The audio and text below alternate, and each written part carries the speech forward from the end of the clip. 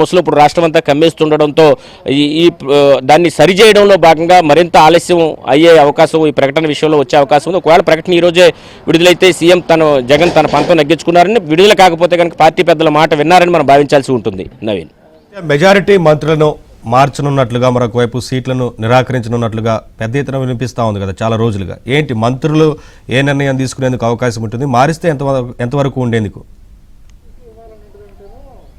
ఇప్పటికే పినిపే విశ్వరూప్ను అక్కడి నుంచి తప్పించారు. ఆయన కుమారుడని పినిపే శ్రీకాంత్కు అక్కడ సీట్ ఇస్తామని చెప్పిన పరిస్థితి అయితే ఉంది. అటు మాజీ మంత్రులు ఇప్పుడు పేరు నాని కావచ్చు, పేరు నాని ఇప్పటికే తాను పోటీ చేయనని స్పష్టం చేశారు. తన కుమారుడికి సీట్ ఇవ్వాలని అభ్యర్థిస్తున్నారు. దానిపైన కూడా ఇంకా క్లారిటీ రాలేదు. శంకర్ నారాయణ మాజీ మంత్రి, ఆయన స్థానం నుంచి ప్రస్తుతం ఉన్నటువంటి మంత్రి ఉషా శ్రీచరణ్ పోటీ చేస్తుంటే అక్కడ తీవ్రమైనటువంటి వ్యతిరేకత వినిపిస్తున్న పరిస్థితి అయితే ఉంది. అటు చిత్తూరు జిల్లాలో కూడా చాలా చోట్ల అభ్యర్థుల మార్పులు చేర్పులపైన ఆగ్రహావేశాలు అయితే వ్యక్తం అవుతున్న పరిస్థితి అయితే ఉంది.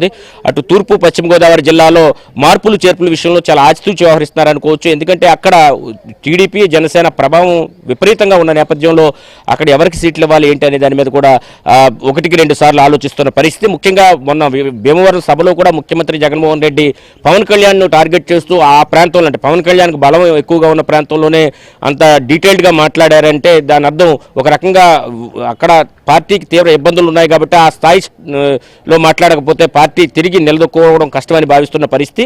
మరోవైపు మంత్రుల విషయానికి వస్తే మంత్రి రోజా సీటు విషయంలో కూడా అనుమానాలు ఉన్నాయి. ఈ విధంగా మెజార్టీ మంత్రులు, చాలా మంది మంత్రులకు ఈసారి సీట్ ఉంటుందా లేదా అనేది అనుమానాస్పదమే. అయితే వారిని ఒకవేళ ఎవరినైనా అకామిడేట్ చేయాల్సి ఉంటే వేరే చోట అకామిడేట్ చేస్తే ఆ సీట్ నుంచి కూడా వ్యతిరేకత వస్తున్న పరిస్థితి. ఇప్పుడు జోగి రమేష్ వ్యవహారమే తీసుకుంది.